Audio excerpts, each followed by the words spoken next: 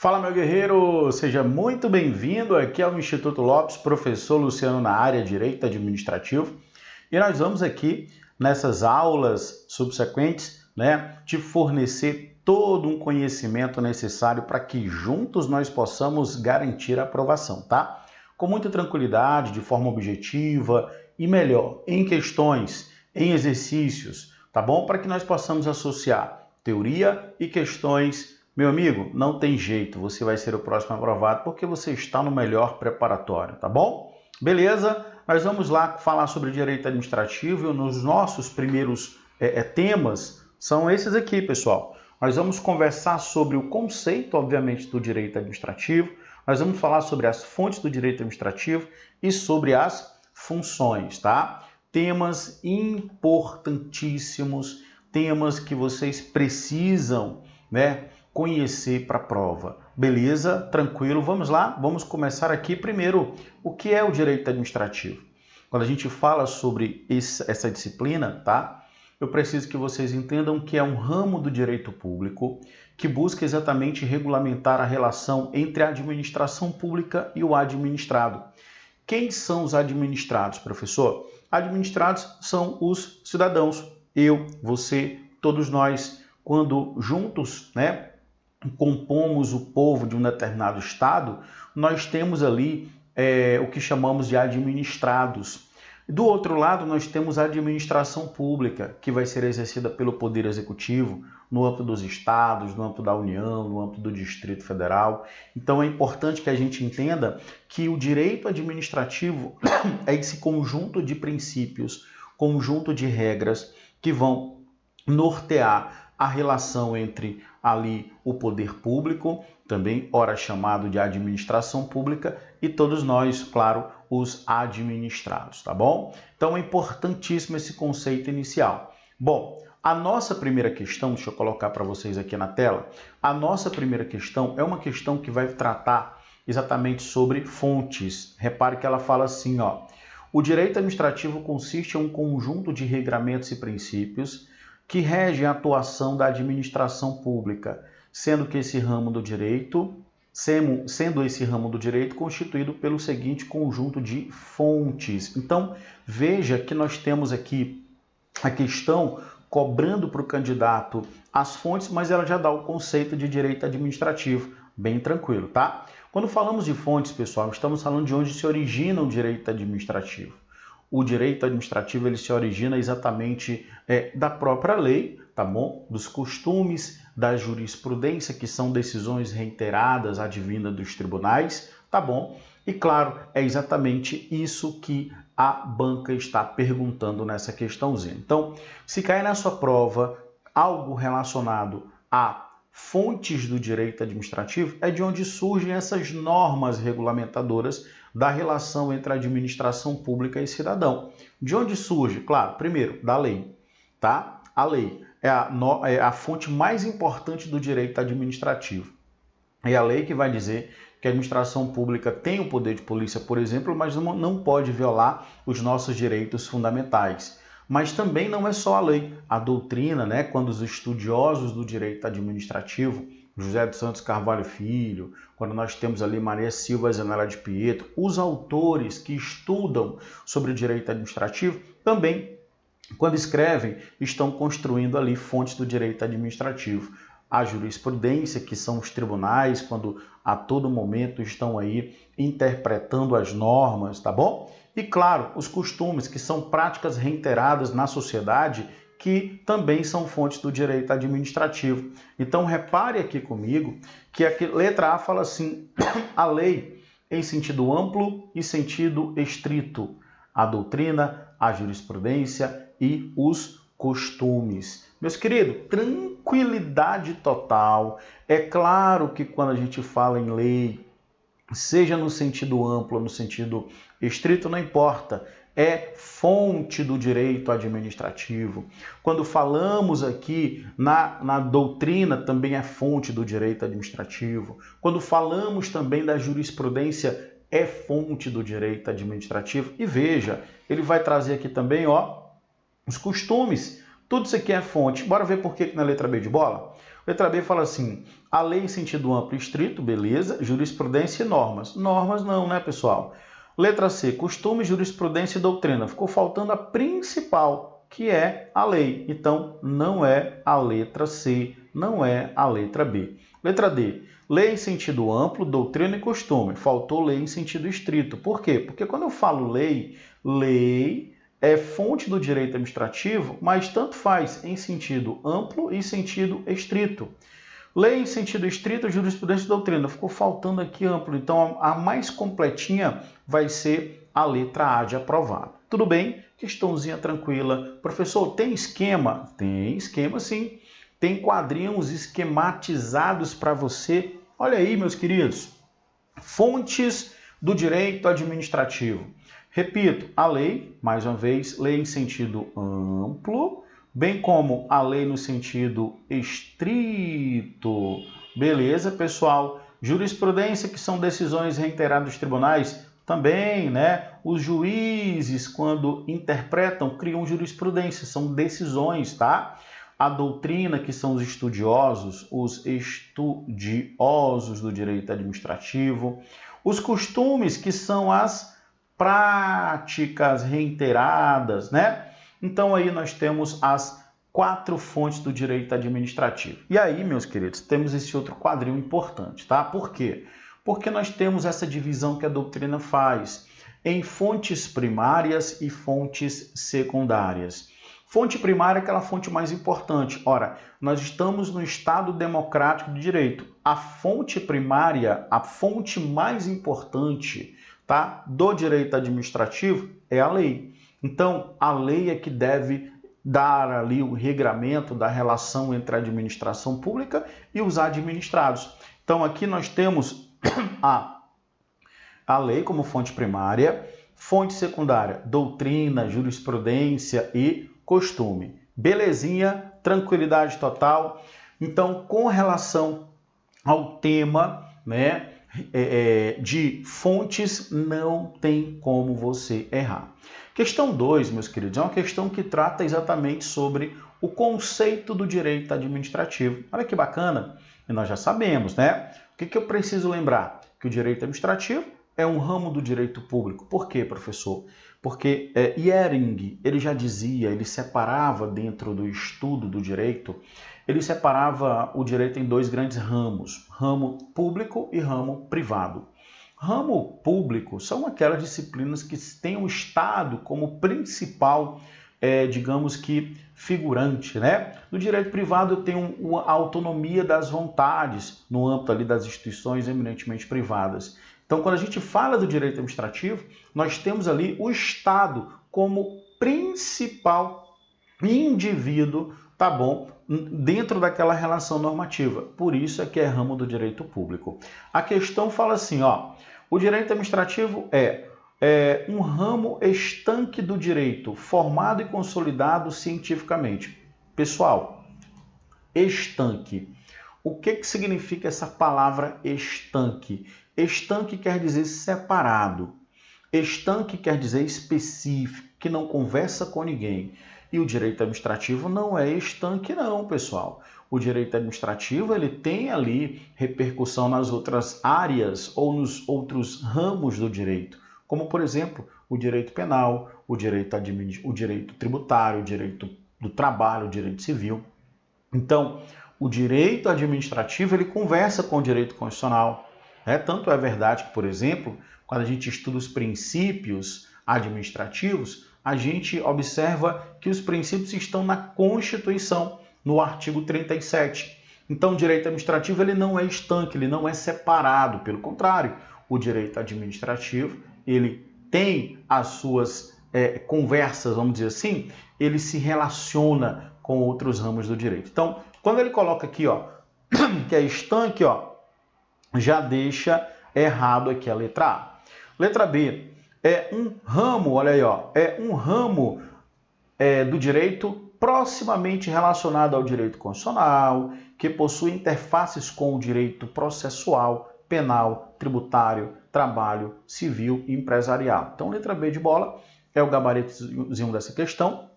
Questão também bem tranquila e você precisa lembrar que o direito administrativo ele conversa, ele tem interdisciplinaridade com outros ramos do direito. Beleza? Bora ver por que não é a letra C. É um sub-ramo. Sub-ramo não, tá? Direito administrativo é o que, pessoal? É um ramo do direito público. É um ramo do direito público, não esquece isso. Letra D. Um conjunto esparso de normas que, por possuir características próprias, deve ser considerado de maneira dissociada dos demais regras e princípios. Dissociada? Separada? Não. Então ficou errado aqui a letra D de dado, tá? Letra E. Um sistema de regras e princípios restritos à regulamentação interna das relações jurídicas entre agentes públicos e órgãos do Estado. Pessoal, o direito administrativo ele não se resume a normatizar regulações internas, não. Claro que não. O direito administrativo ele vai muito mais além do que isso. O direito administrativo ele vai além de regulamentar a relação entre administração pública e Estado, também ele conversa, ele regulamenta internamente ali, tá bom?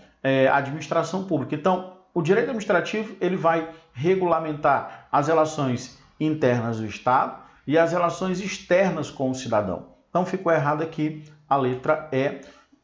Nosso gabarito aqui vai ser a letra B de bola. Tudo bem? Beleza? Olha aí, ó, o que eu posso falar de direito administrativo? É um conjunto, ó, então eu posso dizer aqui, ó, o direito administrativo, ele tem esse conceito.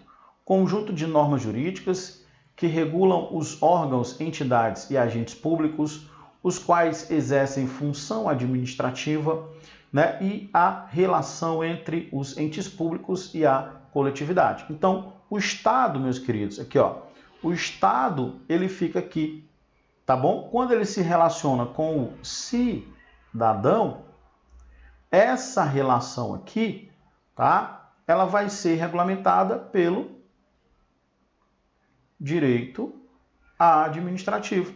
Beleza? Então, sempre lembrar, o direito administrativo, ele vai ali ter o poder de regulamentar. O que, professor? Regulamentar a relação entre Estado e cidadão. Estado e cidadão. Bacana demais, entendi.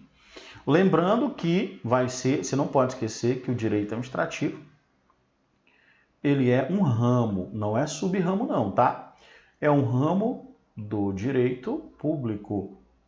É um ramo do direito público. Além de ser ramo do direito público, o que é que eu posso falar aqui de direito administrativo? Além dele ser um ramo do direito público, ele tem interdisciplinariedade, né? Ele se relaciona, deixa eu apagar aqui, ele vai se relacionar com outros ramos do direito, né? Conforme nós vimos, ele se relaciona com outros ramos. Então tá aí, ó, importantíssimo você ter isso em mente. Bacana? Questãozinha boa, questãozinha tranquila. E agora nós vamos para a nossa terceira questão. Vamos lá. Olha o que a questão 3 fala. Ela diz assim, ó, acerca dos direitos inerentes ao direito administrativo, dos conceitos inerentes ao direito administrativo, e a administração pública assinala a opção correta. O objeto do direito administrativo são as relações de natureza eminentemente privada. Galera, não. O direito administrativo tem por objeto regulamentar as relações entre a administração pública e o cidadão. Não são as relações privadas, tá? Então, aqui, ó, o direito administrativo ele vai regulamentar as relações entre a administração pública e o cidadão. Então, não é privada. Beleza? Professor, mas existe um ramo do direito que regulamenta ali as relações privadas? Existe, que é o direito civil. Isso mesmo.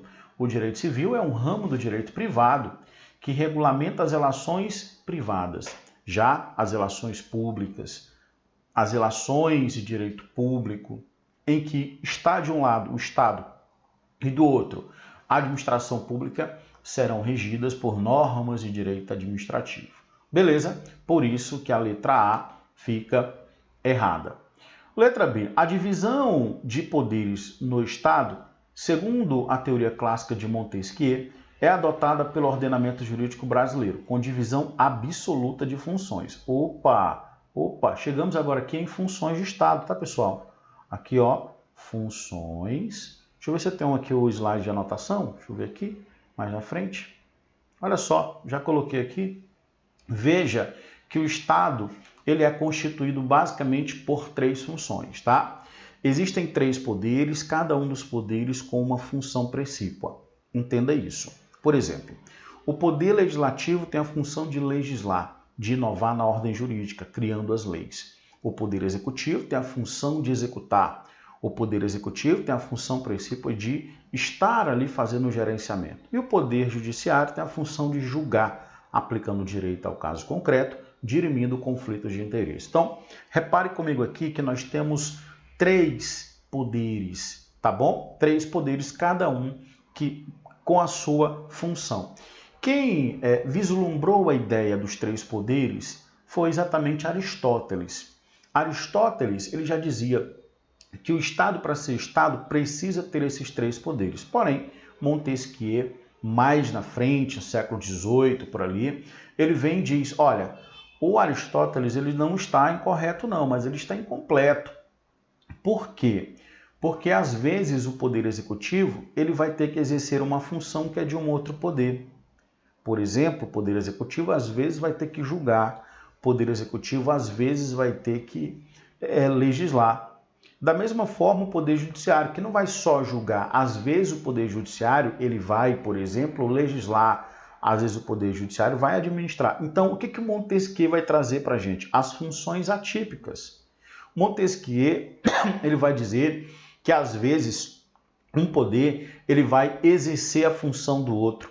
É o que chamamos de funções atípicas. Beleza, pessoal? Lembrem disso. Então, deixa eu só mostrar para vocês isso aqui, ó.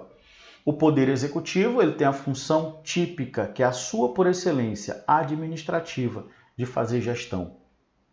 Ele tem como funções atípicas legisladora, de legislar. Professor, dá um exemplo para a gente aí do poder executivo legislando. Um decreto do presidente da República. Qual a função do presidente da República? Administrar. Quando ele faz um decreto, ele está legislando. Pode? Pode, não tem problema nenhum. Tá bom? Beleza? Veja que nós temos também aqui o poder o quê? O poder legislativo. A função típica do poder legislativo é legislar e fiscalizar. Olha aí, o poder legislativo, por exemplo, o Congresso Nacional. O que o Congresso Nacional faz? Ele legisla. O Congresso Nacional legisla, mas também ele fiscaliza. Beleza? Lembrem-se também que o Congresso Nacional ele pode realizar a função de outros poderes. Por exemplo, a função administrativa, são chamadas de funções atípicas, né? A função administrativa e a função julgadora. Ué, professor, pode? Pode. Dá exemplo, vamos lá. Imagine que o Congresso Nacional vai fazer compras. Para isso, ele tem que se sujeitar à licitação. Olha aí, então quando falamos aqui de compras, é o poder legislativo exercendo uma função de administração. Pode, não só pode como deve. Beleza? Outra situação. O Congresso Nacional julga o presidente nos crimes de responsabilidade. Então, olha aí, pessoal.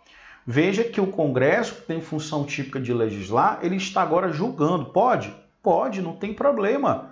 Beleza? Professor, e o Poder Judiciário? O Poder Judiciário ele tem como função típica julgar, aplicar o direito ao caso concreto, dirimindo o conflito de interesse. Mas, às vezes, o Poder Judiciário ele vai o quê? Legislar. E, às vezes, ele vai administrar. Basta que você lembre do regimento interno dos tribunais. É uma lei. Ah, professor, então quer dizer que o tribunal pode criar uma lei? Pode, o regimento interno, por exemplo. Então, repare que esse cara chamado Montesquieu, tá? Montesquieu, ele vai visualizar as funções atípicas. Beleza? Beleza. Agora, vamos ver o que a questão falou aqui pra gente, ó. A divisão do Estado, dos poderes do Estado, segundo a teoria clássica de Montesquieu, é adotada pelo ordenamento jurídico brasileiro com divisão absoluta. A divisão absoluta, não. Por quê? Porque os poderes podem exercer funções de outros. Então, ficou errado aqui a letra B. Letra C, vamos lá. Segundo o delineamento constitucional, os poderes do Estado são independentes e harmônicos entre si, e suas funções são reciprocamente indelegáveis. E aí, pessoal? Quando falo que os poderes eles são independentes e harmônicos entre si, está correto. O artigo 2 da Constituição nos garante isso, e é o gabarito da questão. Independente porque não tem nenhum tipo de relação de subordinação entre os poderes. E eles são harmônicos porque eles têm que respeitar um ao outro. Então, aqui nós temos que o poder legislativo, o poder executivo e judiciário precisam respeitar as prerrogativas uns dos outros, tá? E claro, as funções são reciprocamente o quê? Indelegáveis. Professor, indelegáveis quer dizer o quê? Que não são transferíveis. Como assim, professor?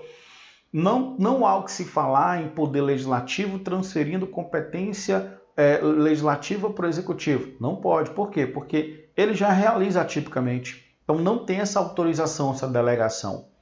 Poder judiciário ele pode tipicamente julgar, mas atipicamente, sem precisar de uma delegação, tá? Ele pode realizar a administração, bem como ele pode legislar. Então veja que os poderes tipicamente têm uma função precípua e atipicamente eles exercem uma outra função. Bora fechar essa questão? A jurisprudência e o costume não são fontes do direito administrativo. Olha aí, nós vimos que são. Ficou errado aqui a letra D. Pelo critério legalista, o direito administrativo compreende os direitos respectivos e as obrigações mútuas da administração e dos administrados. Nada a ver isso aqui. Letra C é o nosso gabarito dessa questão. Beleza, pessoal? Então a gente encerra esse primeiro bloquinho. Encontro você no nosso próximo bloco, dando continuidade ao estudo do direito administrativo, conceito, fontes, funções do Estado, beleza? Dentro dessas questões que nós estamos trabalhando. A todos, bons estudos, tamo junto. Valeu, pessoal!